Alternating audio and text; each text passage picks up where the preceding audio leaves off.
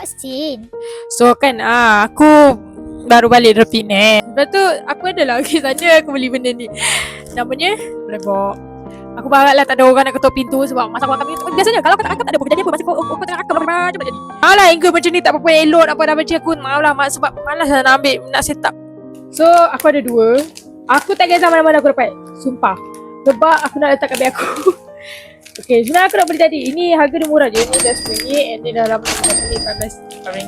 Sebab kata balik ni memang mahal. Ni aku pergi Kaison. Aku memang suka pergi Kaison. Kalau pergi Kaison kita tiba-tiba dah habis RM20. Jom kita tengok. Apa yang pertama ni Bismillah. Dia banyak lah. Dia ada banyak karakter. Aku tak kisah mana-mana karakter aku okey. Aku okey. Kita tengok. Wow, dia tak ada kad ke? Dia orang bagi buta-buta macam tu je kau. Okay, korang tengok dulu. Wih, cantik lah. Cantik. Weh. Ya Allah, cantik jidan. Sumpah macam aku. Memang macam aku dapat ni. Aku dapat dengan kain lah. Tapi dia macam tempat basah. Tapi okey lah, not bad. Cantik-cantik. Ni yang kedua.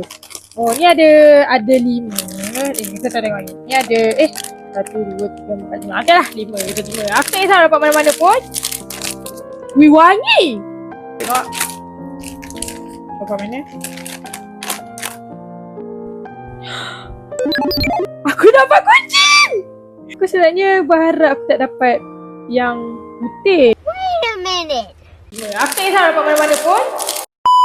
Kalau putih senang gosok. Tapi comel. Wih, wangi, sumpah wangi. Aku berharap aku dapat snow ni lah. Dapat kambing. Dia ada watak apa ni, anjing, anak. Apa nama? Aku dapat secret. Weh, aku dapat secret. Ini rupanya. Pilih orang dapat secret.